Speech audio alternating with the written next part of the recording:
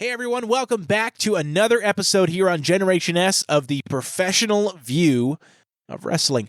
I'm Dan Kemp, and I'm joined today by Lou Carnivale. And Lou, I want to talk to you about this because it's kind of a big deal. It's historically we've discussed past wrestling phenomenon here on the Professional View and kind of put well, for lack of a better term, a professional lens on it to, kind of a hindsight. But AEW All In, it's this Sunday. It's at the historic Wimbley Stadium in the UK, and at the time of recording this, it's being recorded that more than 80,000 tickets have been confirmed to have been purchased. And that's the key word we're talking about today, guys, is purchased.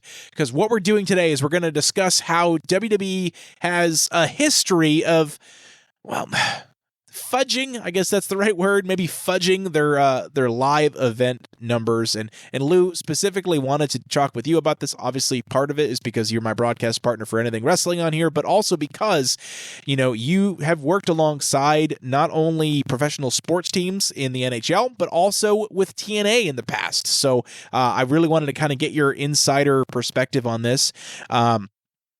Dave Meltzer recently announced that WWE does, a few different things to increase their numbers. And actually, Lou, you had some great notes on this. Why don't you talk about kind of what Meltzer had shared out? Sure. So again, thanks for having me on, Dan. And this is from Dave Meltzer. Say what you want. The guy knows his stuff. So what Meltzer did at the time of this recording a couple days ago is released what he believes this is what WWE does. 4 things to consider. They add in all distributed tickets, paid and free tickets that are given out regardless if the person actually comes to the show. So they're saying if WWE gives out 5,000 tickets and 2,000 come in, they still count those 3,000 tickets that no-showed the event as being in attendance. And this is where things get really messy and everybody like this, you really can't do this. Everyone in the building without a ticket is counted also. So that means the people working the box office, the people working the concession stands, they're being counted as being in attendance, even though they're working, they're on the clock. Oh, wow. Okay.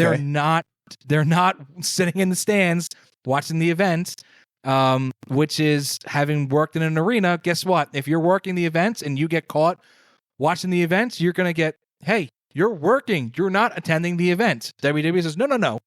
They're here. They're attending the event. It's simply not true. Any empty suite luxury box seats, even if they're tarped or closed off. So if I know you've been to, WWE events. I just went to an AEW event about a month ago. They tarp off because they're big sets. They'll tarp off part of the entranceway, part of the arena. Right. So, the backstage is blocked off and the Titantron looks good. So whatever's blocked off, they count that. And then this is the one that really sounds weird. Any workers outside of the building. So, Bob that, directs you where to park outside of the arena. Yeah, Bob is attending the event inside. I don't know if you knew that. Oh, so that's what Meltzer reported. Oh, boy. Okay. Well, yeah. So that's interesting. On one hand, I can't believe they would do that. But on the other hand, I can totally believe that they would do that. Yes. Looking when you look back at how they've kind of fudged their own history in the last 20, 30 years, This doesn't surprise me. I mean, I'm not mad or anything, but when you hear about how AEW legit sold 80,000 tickets for Wembley Stadium, I mean, that's huge. They have purchase receipts, whatever you want to call them, confirmation of purchase for 80,000 tickets. That's incredible. Yeah, that is, and I can see Tony Khan actually I'm going to release every piece of information to show you that it's legit because, right? Again, we're recording this middle of August. The Cody Rhodes documentary came out. I don't know. Did you have a chance to watch that, Dan? I have not seen it yet, unfortunately, but I do want to. Very good. It's very, very good. But I'm not going to go too deep into that. But there's a statement by Triple H. He's like, well, why would Cody want to be the number one guy in the number 2 company? Well, his dad was the number 1 guy in the number 2 company. Your role model, Ric Flair, was the number 1 guy in the number 2 company. But he's saying that it's the number 2 company, which for all intents and purposes they are, but this number 2 company is selling 80,000 tickets. So yeah, take that for what it's worth. Meltzer and the website Wrestlenomics Also got some good information for them. I suggest checking them out too. Want to give credit where credit's due. These are not our numbers. We're just gathering the information for a nice discussion. When WWE went to San Antonio for the 2023 Royal Rumble, they got a number that from the building. So the building said, this is what we're going to have, with the workers and everything like this. And as I'm saying this, you're going to see the messages that was reported by Wrestlenomics online. And the WWE said the number isn't high enough. There's a message from the WWE saying, this isn't high enough. Can you figure out a way to get us a bigger number? That's a direct quote from the WWE to the arena.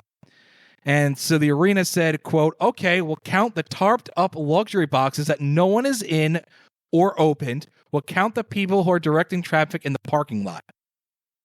Oh, boy. Come on. And so that's where that came from. That's insane. Yeah. So that's what the folks are seeing right now on YouTube. They're seeing the messages. Again, courtesy of WrestleNomics. Definitely should check them out. But that's some, AEW's used the word carny lately as like for describing people. Don Callis is kind of his gimmick, is that he's carny. Paul Heyman's like the carny of all carnies for ECW back in the day. Right. Faking your numbers is carny. I mean, that's carny at its heart. Yeah, absolutely. And concerts do that all the time. The World Cup just did. They're like, oh, we're sold out. Like, no, you're not. No way. Yeah. But we would expect a concert guy to do that. Yeah. A show promoter being dishonest. We've both worked in radio. We know what kind of people are in that industry. Of course you're going to fudge the numbers. But we're talking about a publicly traded company. And I don't know about you, Dan. That kind of, it doesn't irk me they're doing it. It irks me that everybody's like, oh, okay. No problem. Yeah. No, I know, because it is. You're right. It's dishonest, but it's like, I mean, at their core, they are a carny company. You think about it, publicly traded or not, they are a wrestling company. So let's talk about some of some real life examples of numbers that they've skewed in the past, though. I know we've got a few here that we can kind of look at to compare. Sure. So again, this is from Dave Meltzer. The real attendance numbers for WrestleMania 32 was 80,709. WWE reported 101,763. That's an insane discrepancy. That's almost 22,000 more. It's not like it was like 5,000 or even 1,000. It's like over 20,000 more that they reported. That's insane. The Rumble 2023 was 42,928. WWE reported 51,338. I mean, it's not like they're saying, oh, we got 15,000. They really got like you said, 12.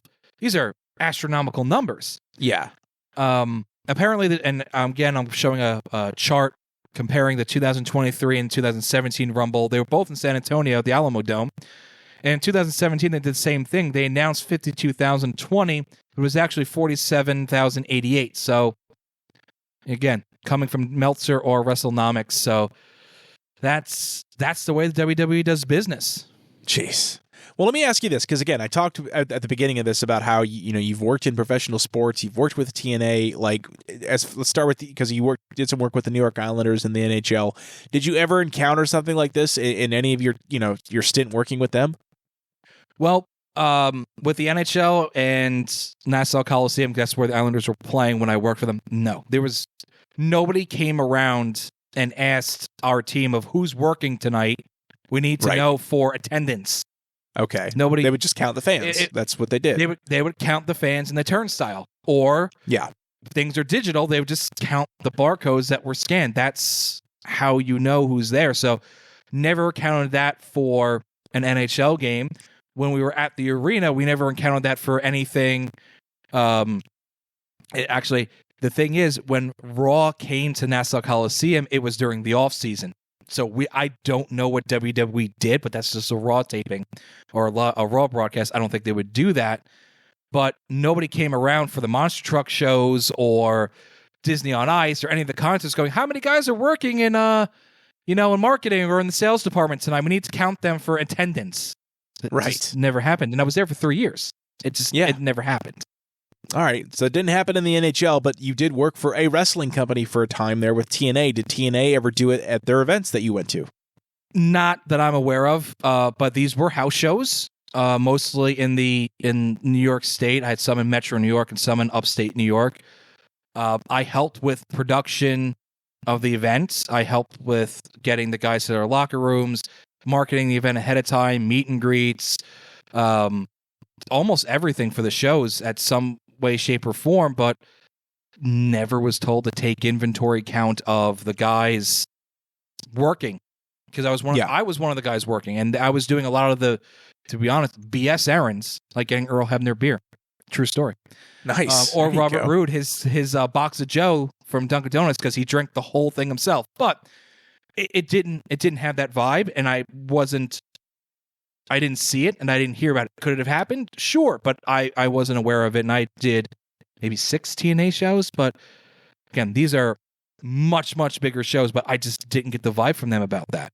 Yeah. Okay. Well, fair enough. Well, all right. Let me ask you this. You've already kind of alluded to it and touched on it, but I'll ask you. And honestly, if you're listening to this, let us know in the comments below your answer as well. As a publicly traded company, should WWE be held accountable for openly announcing misinformation on their attendance? What are your thoughts, Lou? I think so, because here's the thing. Like, Peacock did it when WWE Networks went to Peacock in the United States, or in North America. I'm not sure if it's one or the other, but Peacock said, I'm using a random number. Don't come at me. If they said, we have 5 million accounts active. Okay, but you realize that you could sign up for a free account on Peacock. It's like, it was true from a certain point of view. Like, yes, there's 5 million accounts, but only 2.5 of them are active. There was some wiggle room there. How are you? There's no wiggle room. You're saying tonight's attendance is 101,000.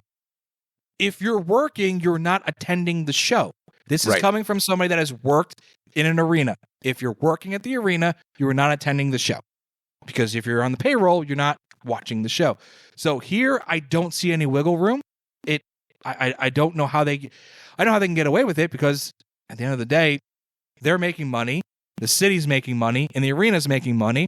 But as a potential investor, wouldn't you go, wait a minute, they're telling me I'm going to appeal to 100,000 people, but in reality, they're lying, and it's only 80,000 people. Right. I'd feel a little robbed, but sure. Millionaires and billionaires get what they want at the end of the day, right?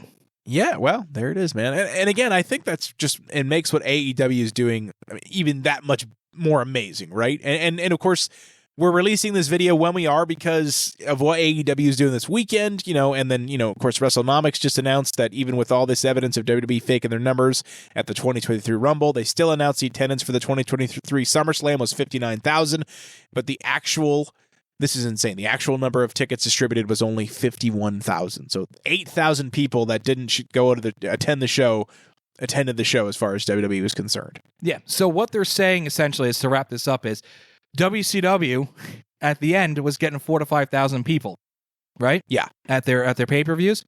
They're saying if WCW ran the last Nitro at the Georgia Dome that could fit 80,000 people, and 5,000 bought tickets, and they distributed another 75,000 in free tickets, they would say tonight's attendance is 80,000 people for the last Monday Nitro. Right. That's what they're saying. Yeah. So, except it's different, because at least those tickets they gave away for people to watch the show, so they technically were in attendance, they just didn't pay for it. Yes. Versus, hey, John in the concession stand on the third level, no, he's not an attendee. That's even worse. Bob in the parking lot has no idea what the hell's going on. That's right. Yeah. So, good stuff. Well, listen, it's a historic event at Wimbley Stadium, AEW All In. It's coming out this weekend, so make sure you check that out. We're not affiliated at all with AEW. We just love wrestling, and so I think it's going to be a hell of a wrestling show. And listen, the next time you go to a wrestling event, keep tabs on how many people walk in the door. Just let us know. Let us know how many attendees show up to the local indie show. Just we'll be curious. But anyway, guys, thank you so much for listening, for watching this. And if there's a topic you want us to cover in the future for the professional view of wrestling, let us know. But until then, we'll talk to you soon.